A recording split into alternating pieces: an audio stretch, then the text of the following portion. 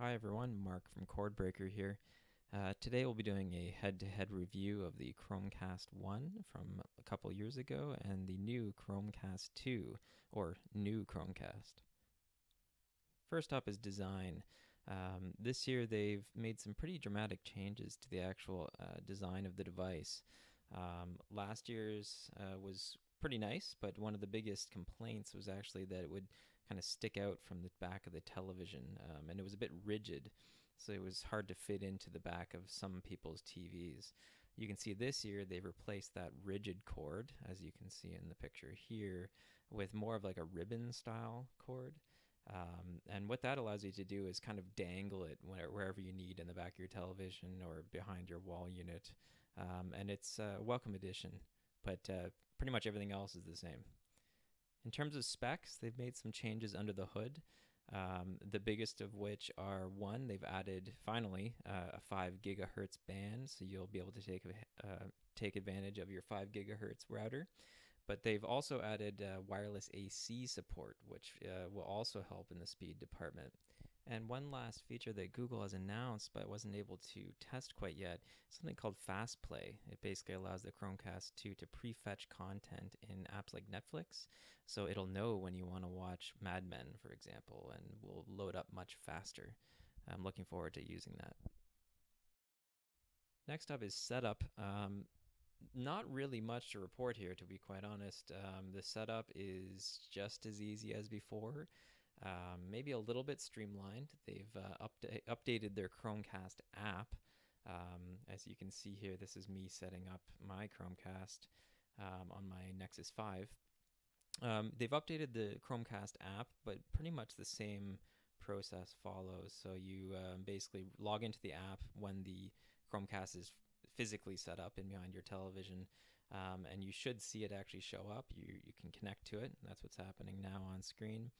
Um, and you can see on the screen what will happen is a code will show up. So in this case, S3U2. In just a moment, you'll see the screen asking me, did you see this code, the same code on your television? If so, it means that they're actually communicating with one another, and you can say, yes, I saw the code. And that's pretty much it. That's basically pairing them together. You'll be able to give your Chromecast a name. This is me just calling it Chromecast. But you can call it whatever you want, especially if you have multiple Chromecasts in the household. I'm not going to show you my Wi-Fi password, but at this point, you'll just set it up on whatever Wi-Fi network you're going to use it on. Pretty simple. You can also do this from the web, but every time I set up a Chromecast, I'll always use my mobile phone. It tends to be the easiest and kind of most streamlined way to do it. As you can see, it's connecting to my Wi-Fi network. One thing to note is this is a 5 gigahertz network at my house, which is kind of the main reason I actually upgraded my Chromecast, is that it supports this much faster band. And I'm in an apartment, so it's going to be less congested with other people on their Chromecasts or on their Wi-Fi networks.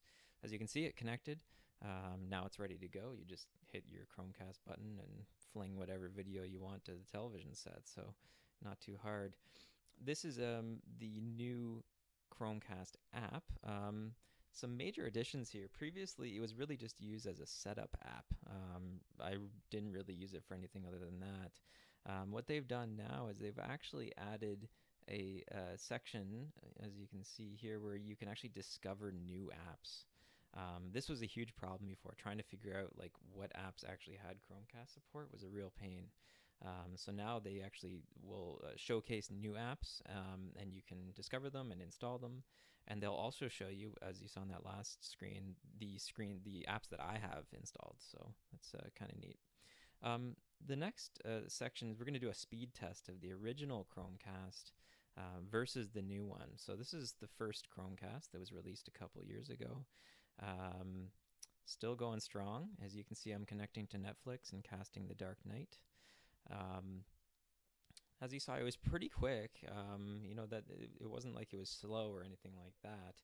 And the Chromecast 1 was running on 1080p output. And keep in mind that the new one is on the same. So they didn't add 4K support for the Chromecast 2, which was a bit of a disappointment for some people. So you'll see it's basically the same test.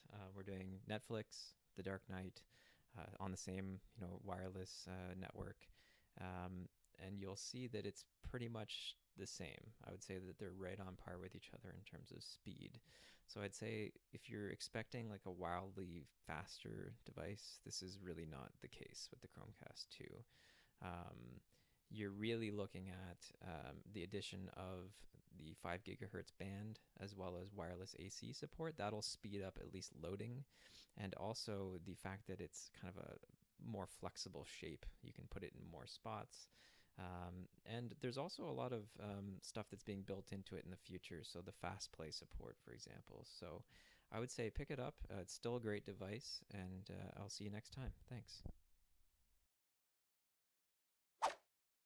If you like this video, please share it and subscribe below.